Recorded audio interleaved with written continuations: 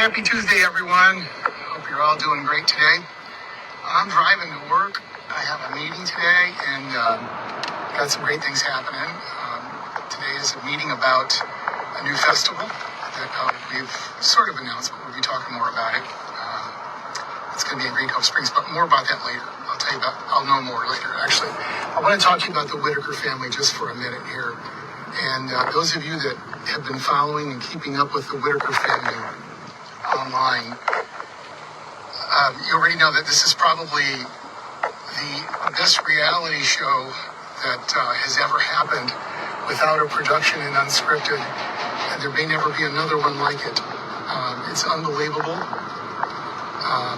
I witnessed something last night that I don't think I'll ever see again as long as I live. It'll probably never happen again. And there's some positive and negative that come out of it. I'll explain for you. If you don't know who the Whitaker family is, I'll describe it just real quick. The Whitaker family is a family that was featured in a documentary about, I want to say 6 years ago, maybe. It was actually, they were discovered longer than that, but brought prominently to the internet and YouTube specifically through a producer in California that did a documentary on life up in the Appalachian Mountains, and it was kind of focused on an inbred family called the Whitakers. It was two first cousins that had married. They had 15 children, and many of them have passed on, and some are still alive. Some have moved away from the area, but there are 5 living in a house that are in odd West Virginia, in a very rural area.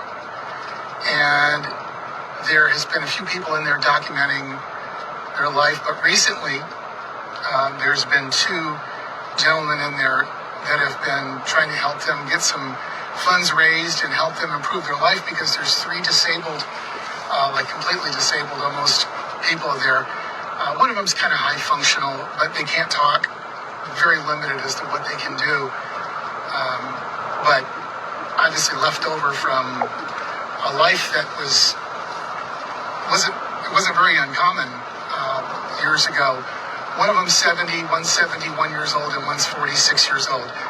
Obviously, time and education and opportunity has changed a lot of that in the Appalachian Mountains. But if you have any relatives in the Appalachian area, in Tennessee, Kentucky, North Carolina, Virginia, you probably know some folks like that, or at least you're familiar with the poverty that's happened up there.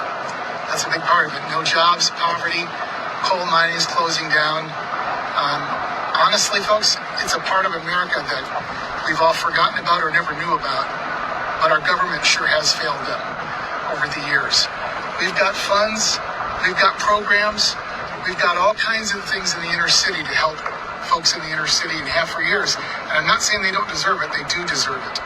We have funds, we have programs, we're putting we're putting illegal immigrants in luxury hotels and doing all kinds of things. In the last, I don't want to make it about that. That's just a fact, my opinion, all that rolled up into one. But what we don't have is a way to go up and take care of these people. You can't just put them on disability and then turn them loose to live. They can't take care of themselves like most people can. They don't have the resources. They don't have the knowledge. And when you watch the Whitaker family, what's really got into the hearts of people is it just blows their mind that people still live this way during, it's 2025, folks, come on. And there's still people living that way. And they have forgotten and been failed by the government. The local people there that work for the state and the local officials, they do the best they can up there.